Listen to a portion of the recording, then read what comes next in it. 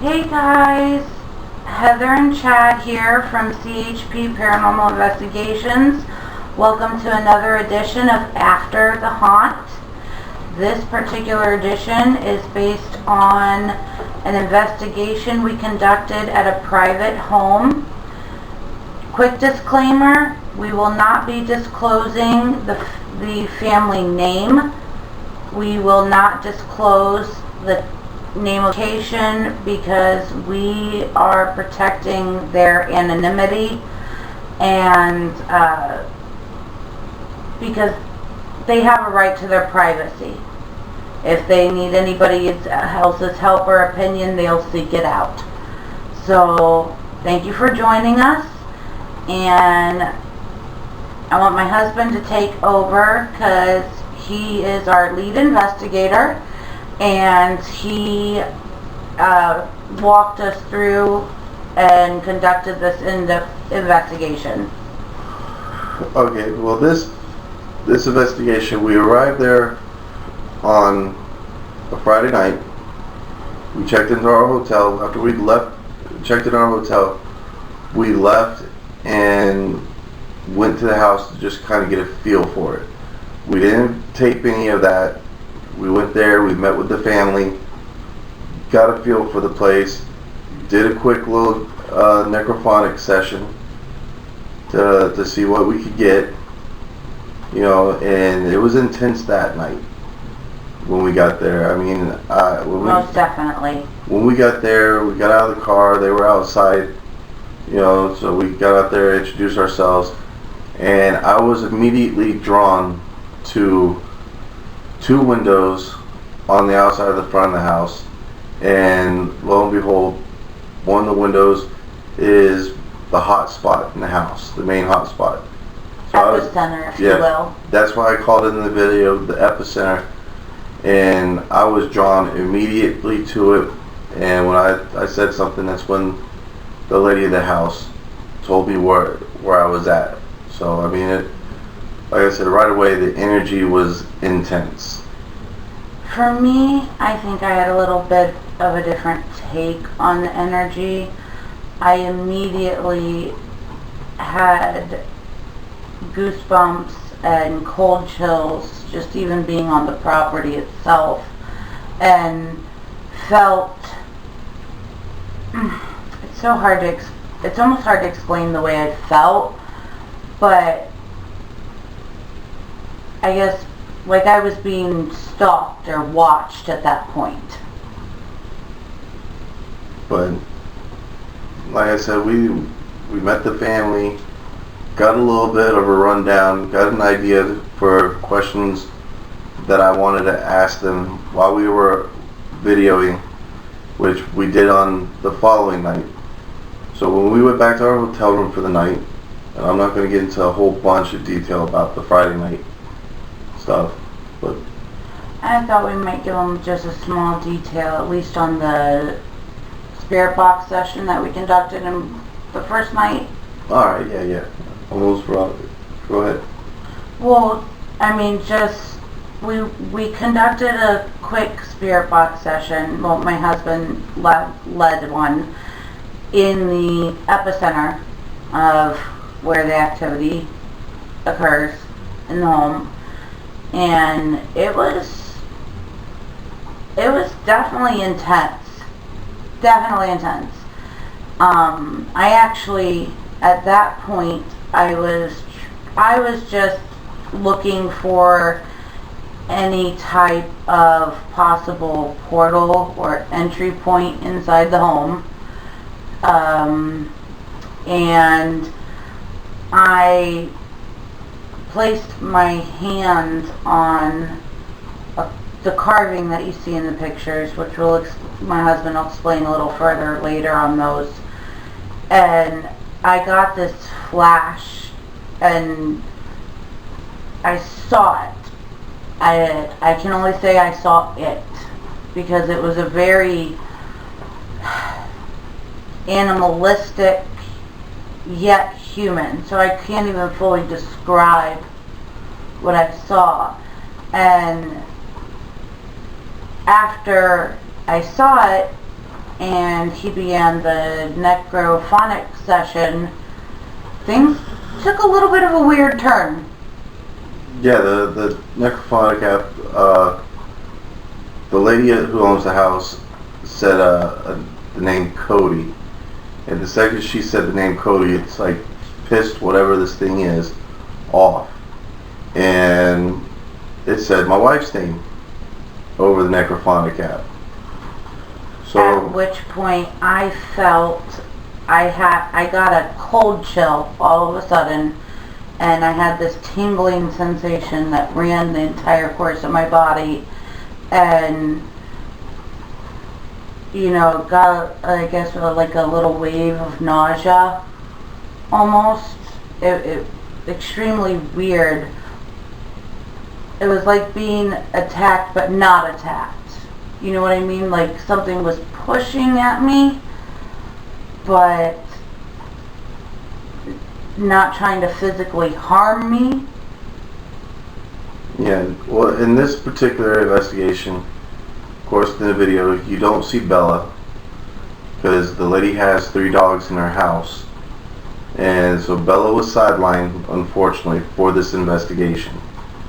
Now, we left that night, went back to our hotel room. The next day, we decided to travel around the town to get the feel for the town, and try to get a little bit more history on the town in that area specifically.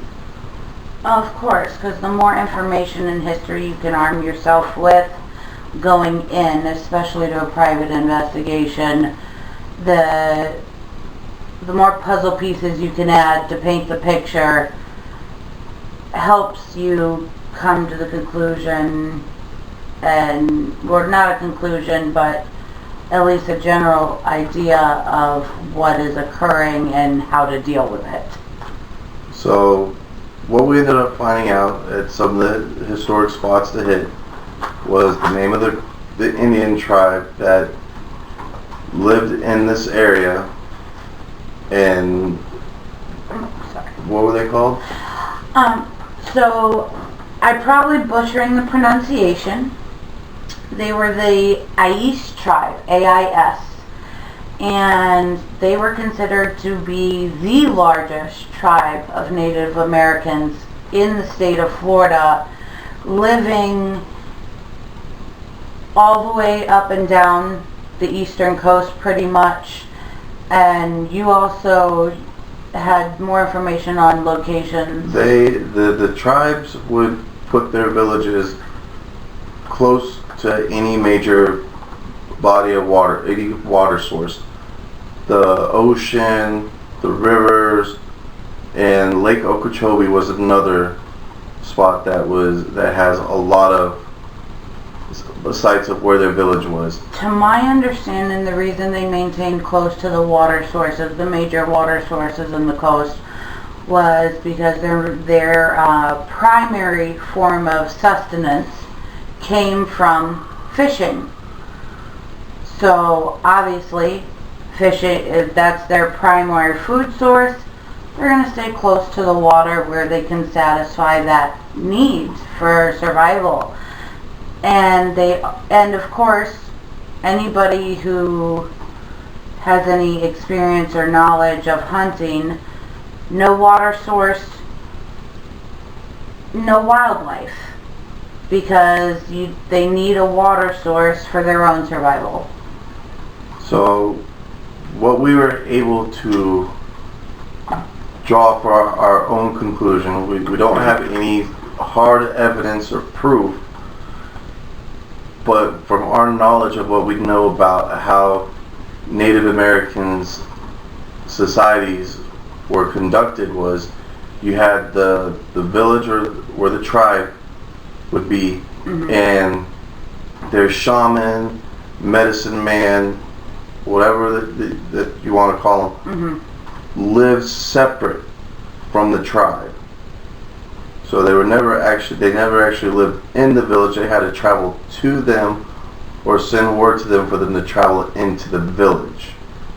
So what we concluded on putting these puzzle pieces together is this neighborhood is more than likely the land where the shamans actually lived.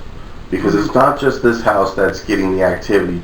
Correct. It's the whole street, this whole little neighborhood. I would say about a 1 block radius around, because it's both sides of the street that are effective. And from what Or affected, excuse me. And from what we were told by the owners of the house is that they change neighbors constantly. Like, nobody stays long in this neighborhood.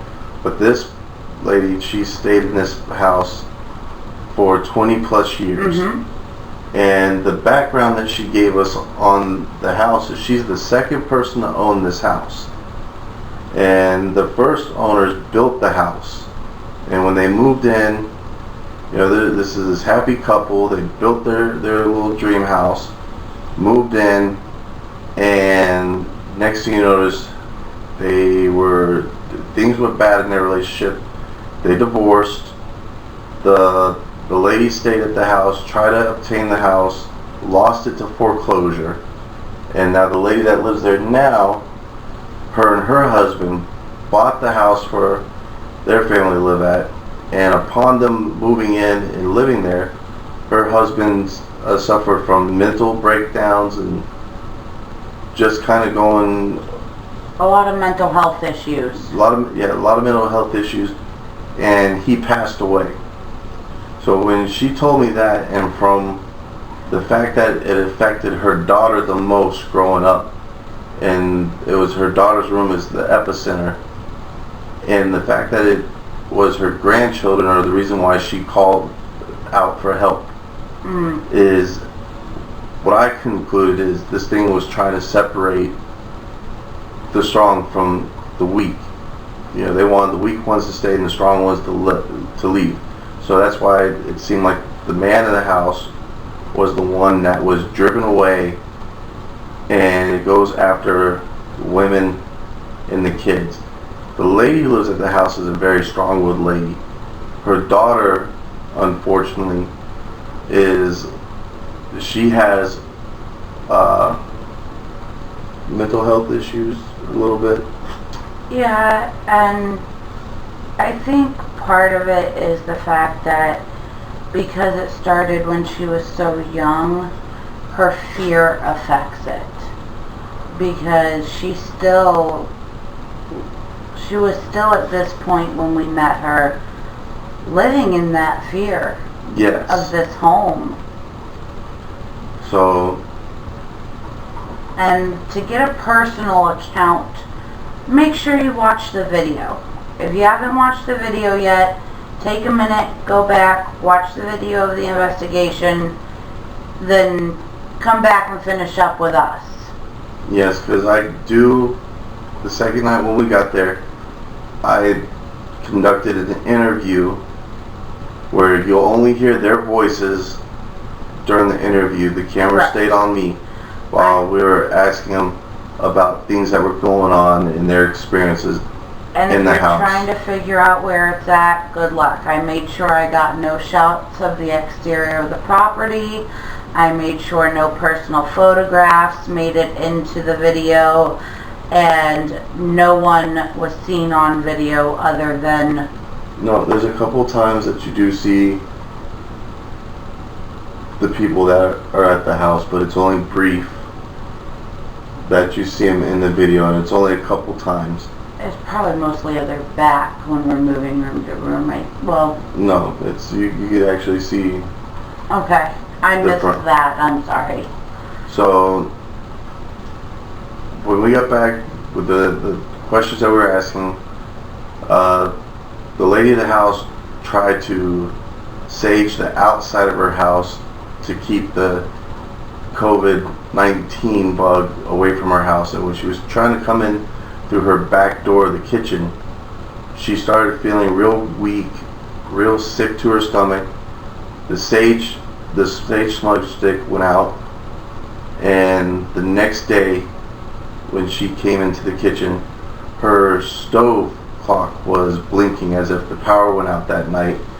She hit the clear button to fix it, and across the thing where you would see the time, the words "fuck you" show up. And she's got these statuettes of angels and like different little corners above her cabinets. And she says that there's times where she'll wake up in the morning and the angels have been turned the opposite direction. Now, what I really would be interested in getting into is the portion of when we started our investigation that's on the video. Because like I said, I watched the video, hear it from their mouths yourself, what they've experienced over the years. I highly recommend it because, you know, maybe you'll yourself hear something and understand and come to the conclusion you need help yourself, knowing what this family went through. So what we did during the investigation is I went to the room where I called the epicenter of all the activity, and I asked the lady to bring me the smudge stick that she used, and we're in there. My wife pans down to the floor to show the carvings on the floor. And please, anybody who's seen this video, if you could give us a clue of what that writing is, we're still trying to figure out. We have we know that it's not Hebrew, we know it's not Sanskrit, It's not Arabic. it's not Arabic.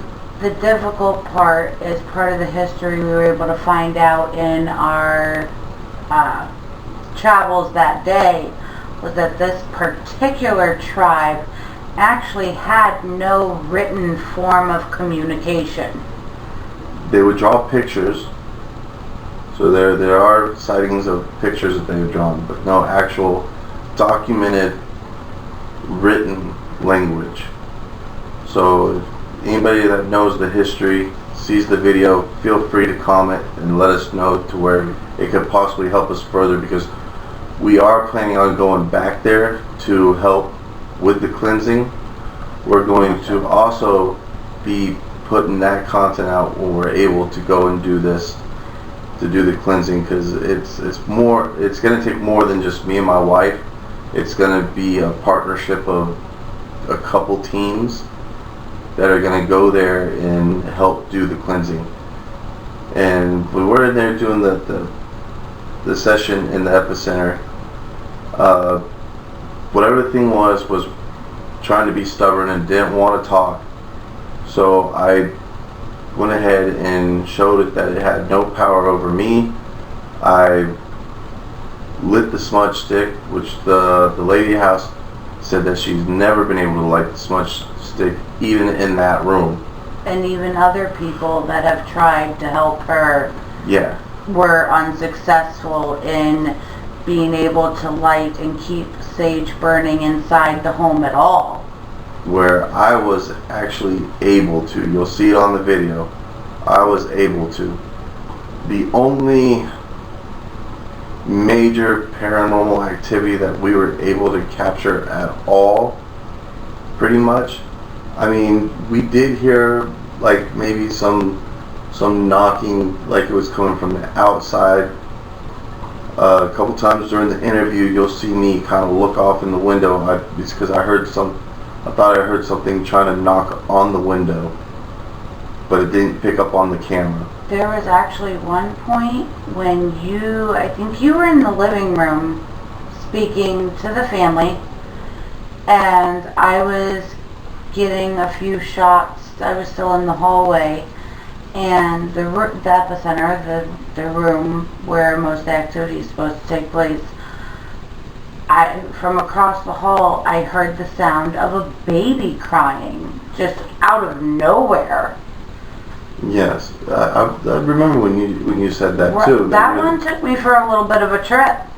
You know, because there is a baby crib in that room, and but we went around. I did the necrophonic app, and we got demon several times. I've Yeah. got you at least 10 times we got the word demon. Yes. So this thing is claiming to be a demon.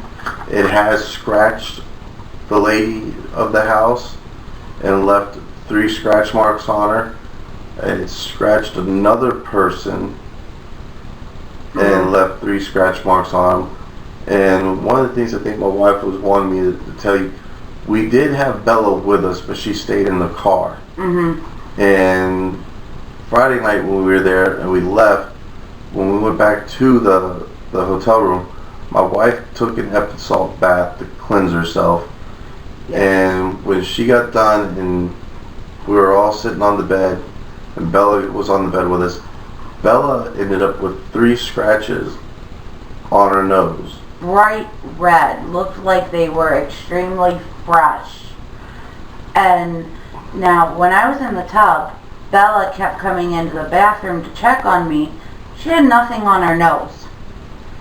It wasn't until we were all in bed that night, after I had finished my cleansing bath to wash any residue away, that we caught this.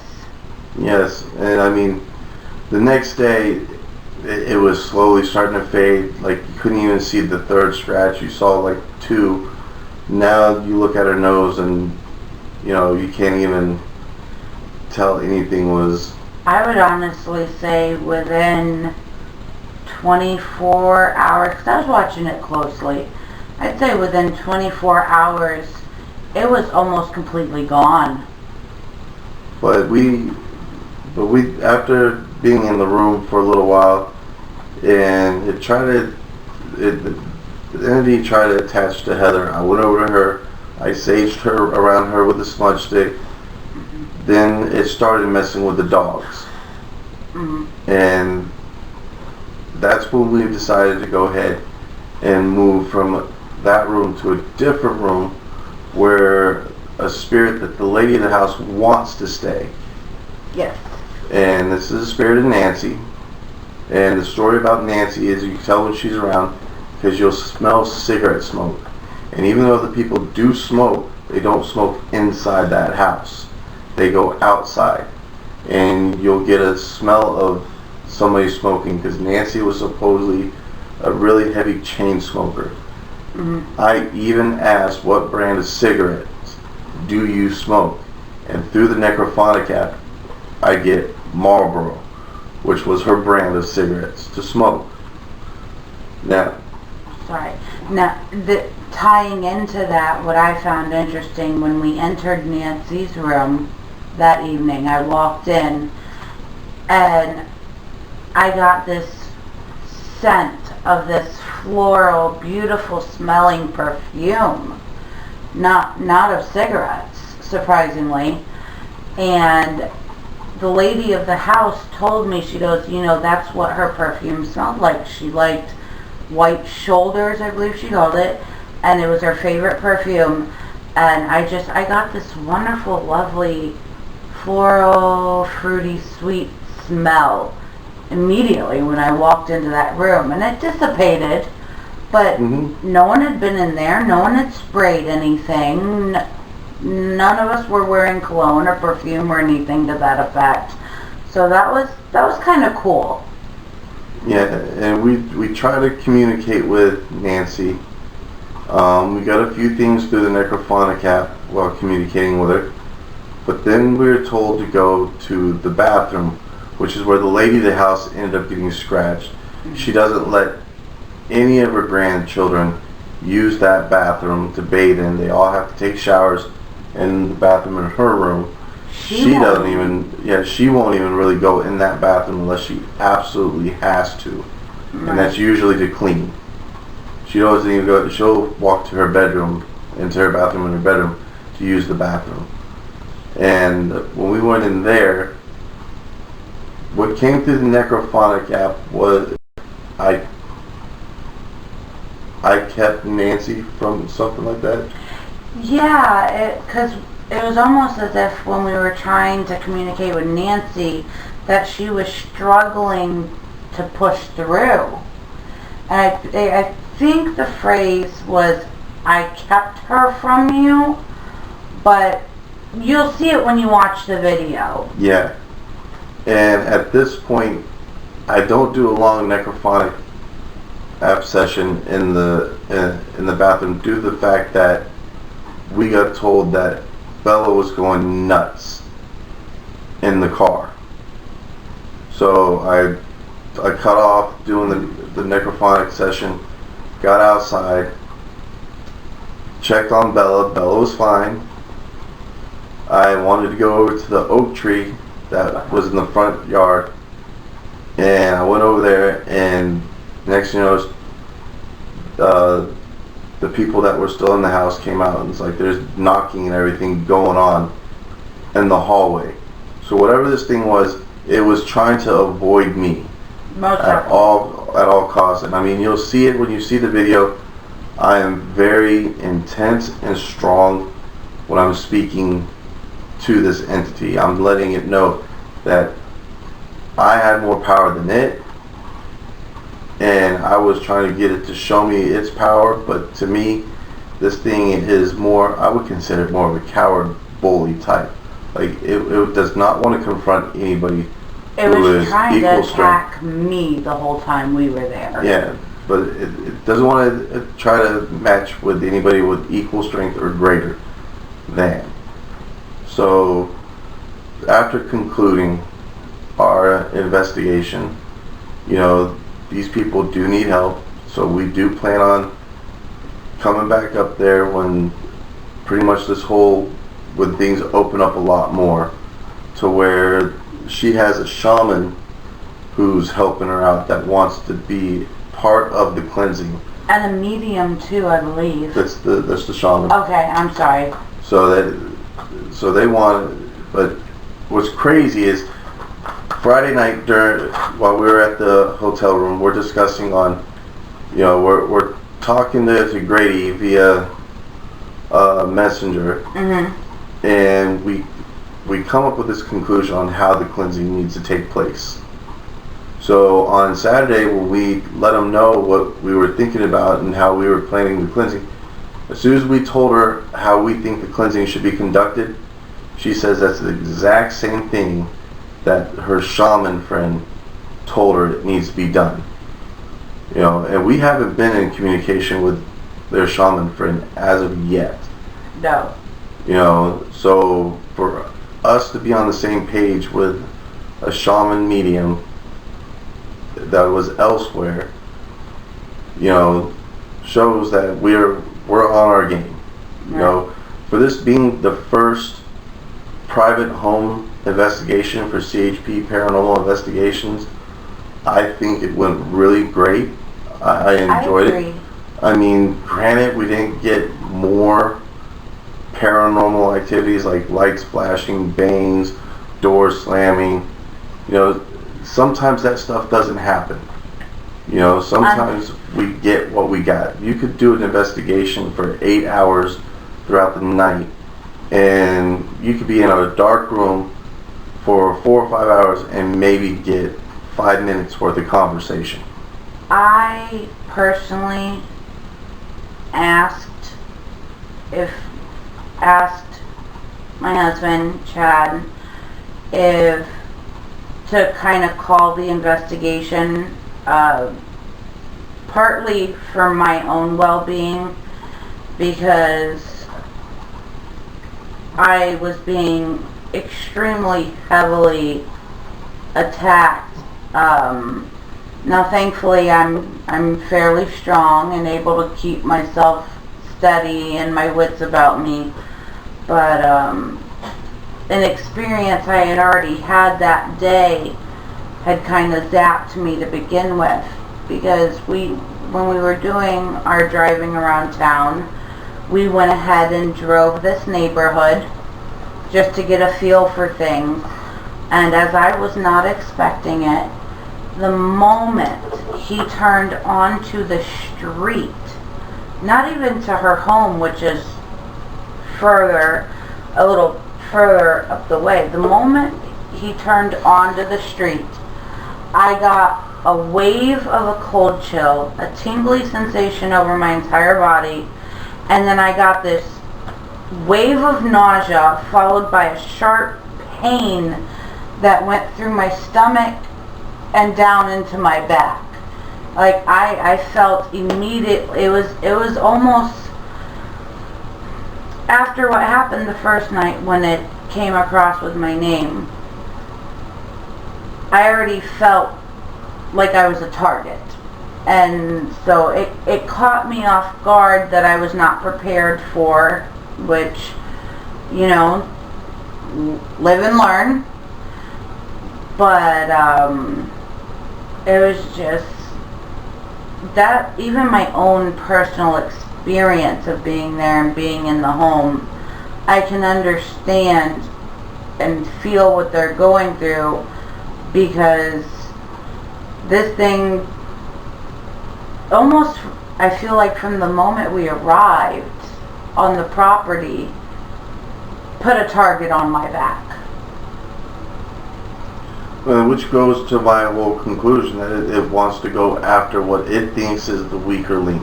And of course, in Indian culture, you know, the weaker link in the Indian culture are women and children.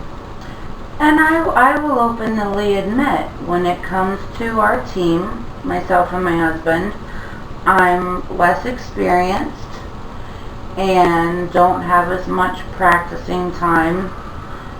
You know, thankfully, the bond that we have and gives me strength, and, you know, things that my husband's taught me along the way on how to protect myself going into situations like this.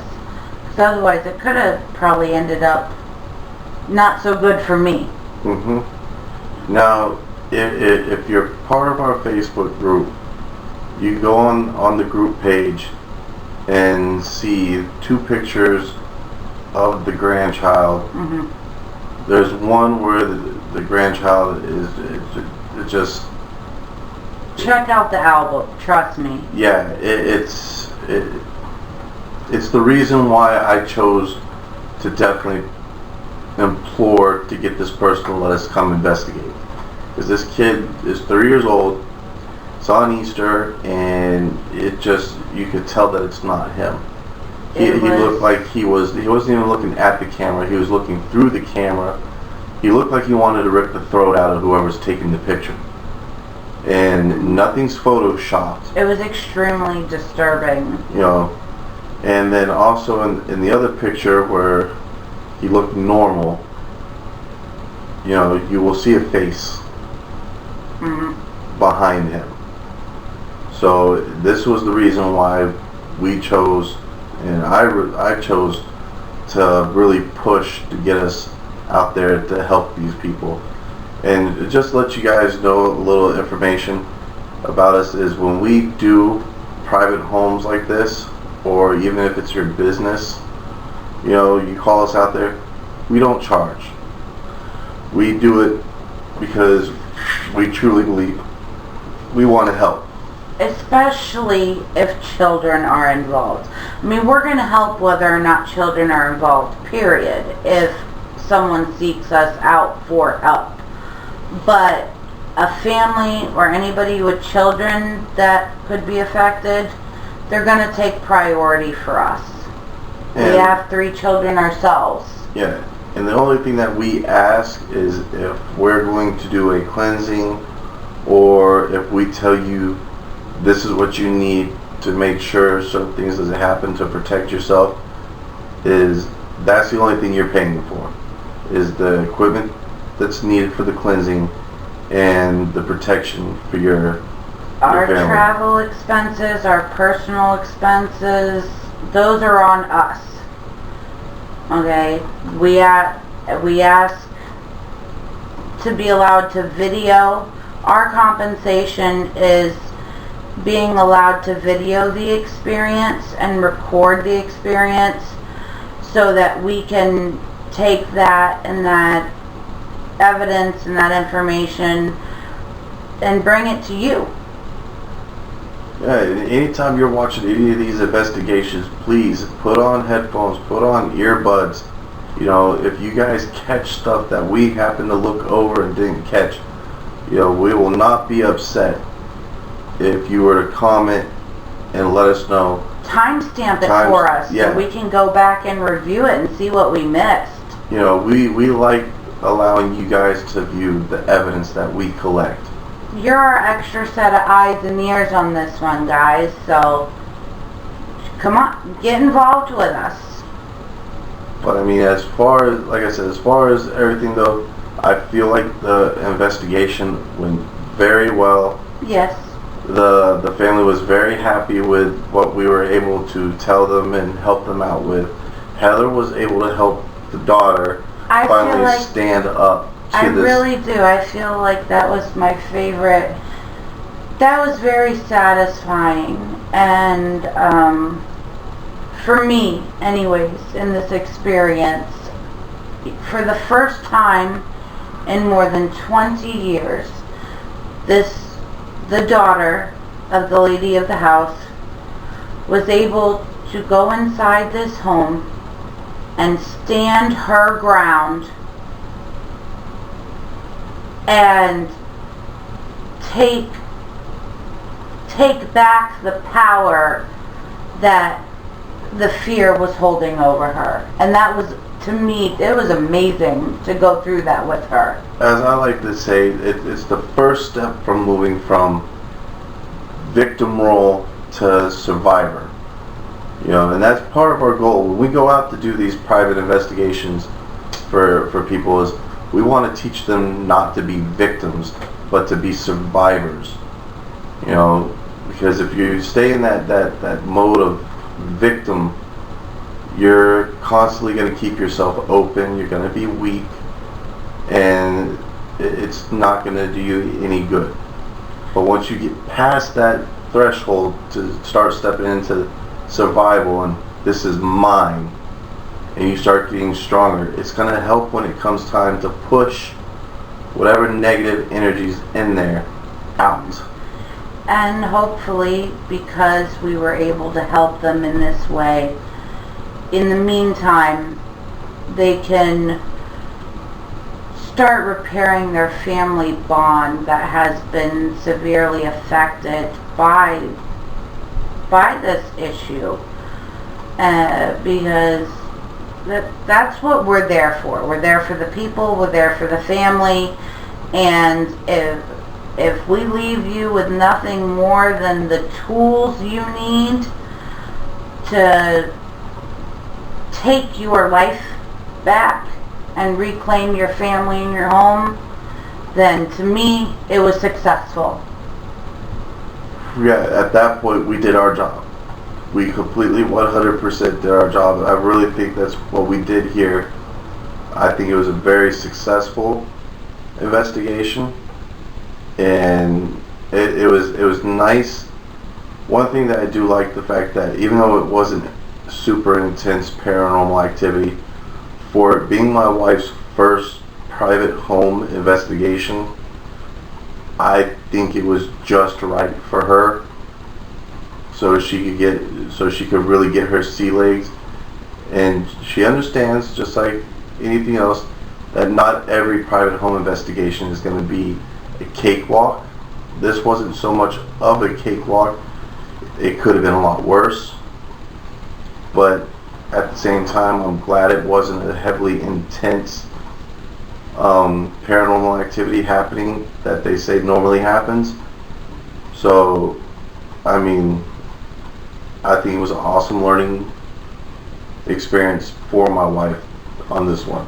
And I would like to share with you guys, while you're watching this video with us, our theory on what is actually happening here. As I stated earlier, on our first walkthrough of the home, I went through and checked. I used my abilities at that point, in my gift, to search the home for a portal, any portal, in case one was there that needed to be closed. You know, and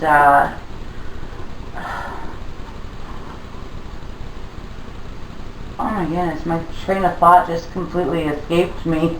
You're talking about when you went and checked for the vortex, the portal, to close.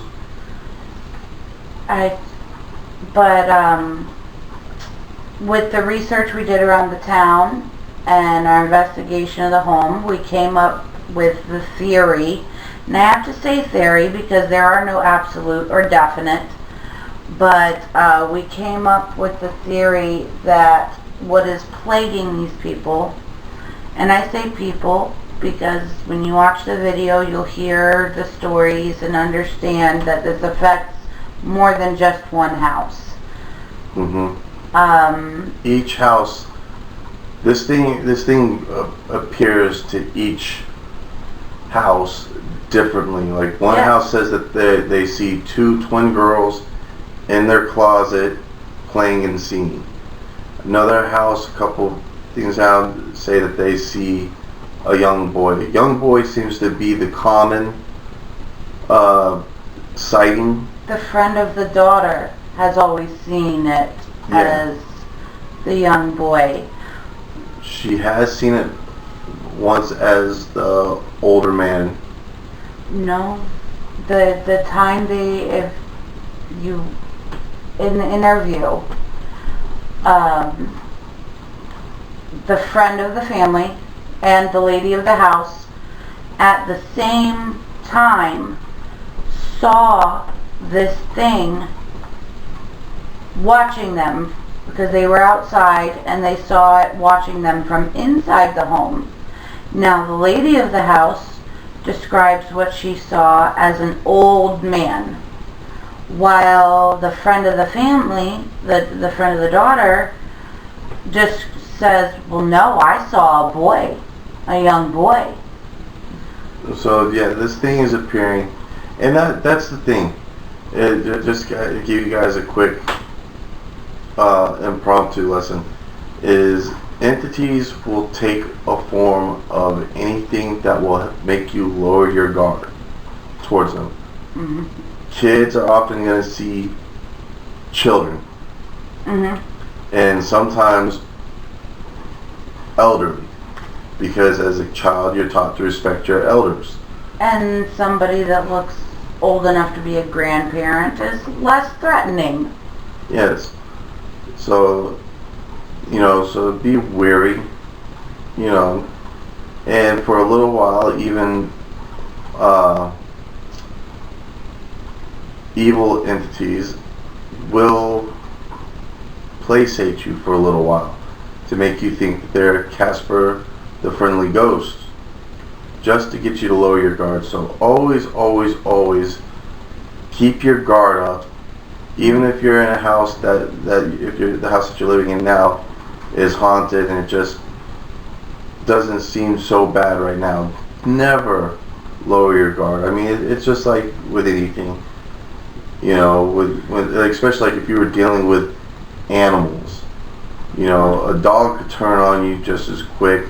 If you've been, you got people that will tell you that they dealt with the lions and tiger cages at zoos, what have you, but they're always on alert because these animals will turn on. Same thing with spirits and entities. It just waits and bides its time before all hell breaks loose. I would consider it the equivalent of,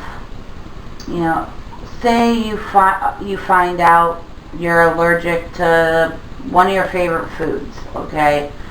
And you think to yourself, well, I've never had an outward reaction that would show an allergy. I've only been told I'm allergic to it through medical testing. But an allergy could either stay mild and dormant, or you go to eat that favorite food one night and boom, you're in anaphylactic shock because the allergy peaked. Yeah, so always keep your guard up no matter what when you're dealing with entities. We got a little sidetracked, sorry guys, but we want to provide you with as much information as possible. We spoke with Grady after the first night, because The only description I could personally give was almost seemed demonic. You know, because of the typical signs, the mocking of the Holy Trinity and things of that nature. But it was the almost that caught Grady's attention. So when we were giving him the information about the land and where we were and things like that, he brought up the idea of the shaman, which considered themselves skinwalkers. Now, what is a skinwalker? Skinwalker is shamans believe that they could transform to animal to human. So whatever their spirit animal is what they believe that they could turn themselves into. And from accounts that we were given by the lady of the house and what she told us some of her neighbors have seen is a wolf-like humanoid creature when it's traveling on the streets. She saw a wolf-like humanoid creature running alongside a truck that she's never seen and hasn't seen since, and they're going up their road. And another neighbor described what he said was a werewolf and watched it jump over a fence. A privacy fence, mind you. So with that, and when Grady brought up the shaman thing, is why we believe that this neighborhood was the shaman's neighborhood, and it's trying to reclaim its land that was taken from them, you know, forcefully taken from them. And a little history on the tribe and what happened. Like I said, at one point in time, this particular tribe happened to be the largest tribe of Native Americans in Florida. And I don't have the exact date, but over the course of years, due to European, Hispanic mostly, explorers coming in, bringing illness, disease, and things like that, and they were taking tribesmen as captives for slavery. But the end result was this particular tribe was completely eradicated. They were wiped out due to these atrocious acts committed by the settlers. So that's why our conclusion is that this is possibly the spirit of the shaman trying to reclaim the land back. Mm-hmm. So when we do the cleansing, or when the cleansing gets done, it's going to be her house, then her property, and hopefully we can keep this thing away from her house and her property. And unfortunately the neighbors are going to be left on their own unless they, you know, decide to call for help themselves. Yeah. Which is always a possibility, you know. We start with these people. They called for help. We answered the call. We're going to continue to answer that call.